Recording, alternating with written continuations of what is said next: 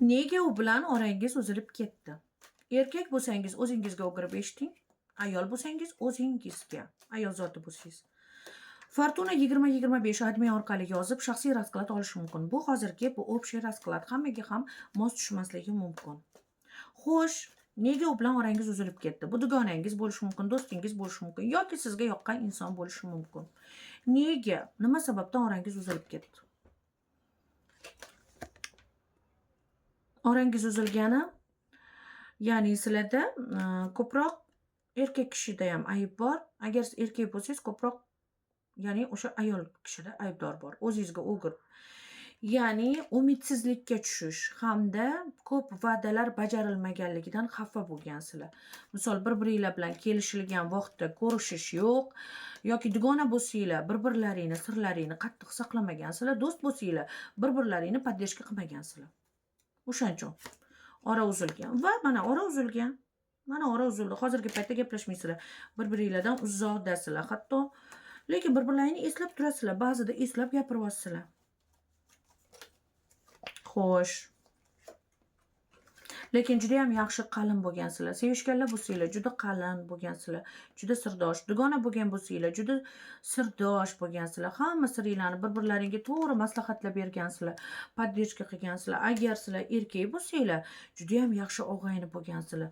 Ancha yillik o'qishdan boshlab hozir shu paytgacha. Ammo hozirgi paytda oralaring uzildi. Ya'ni ishonch qolmadi, bir-biringizga podдержка bermadingiz. Sekin asta uzildi. Ko'rishishlar kamaydi sizlarda.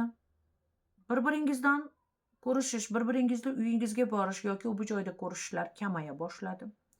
Biringizda boshqa muammo bo'ldi. Qaysidir qarindoshingizni u dunyoga ketishi bilan sabab bo'ldi. Vaqt ajrata olmadingiz. Va kelishilgan joyda yo'q, vaqtim yo'q deb 3 martadan ko'p yo'q degan javobni sherigingiz eshitdi. Va sekin asta sizlar onlayn gaplashishga o'tdinglar. Ko'proq offlayn emas, onlaynda bir-birlaringga juma muborak yoki biron bir gaplar bilan ovundinglar. Xuddi men seni eslamayman, sen meni eslayapsanmi degandek. Xuddi do'st bo'lib do'st emas. Sevgi bo'lib sevgi emas. Отношения bo'lib отношения emas, g'alati masofali suhbatga o'xshab qoldi va sekin asta uzildi. Bu yaxshilikka bo'lganmi? Yo'q, unchalik emas. Bu yaxshilikka bo'lmadi. Ikkalangiz ham yolg'iz, endi yangi do'st qidirasiz yoki yangi sevgi yoki sevgini qidirish kerak emas o'zi. Va bu yaxshi bo'lmadi. Bu sizga og'riq berdi. Bu narsadan xafa bo'lib birovga ishonchingiz qolmagan hozir. Nahotki meni unutdi? Axir u bilan shuncha o'tkazgan kunlarim nima bo'ldi? Nahotki meni unutdi? Men bunaqa kutmagan edim. Yo'q xudoyim, bunaqa bo'lishini kutmagan edim. Hamma dardimni o'zimni u bilan bo'lishardim. Nega bunaqa bo'ldi degan xayol o'tdi.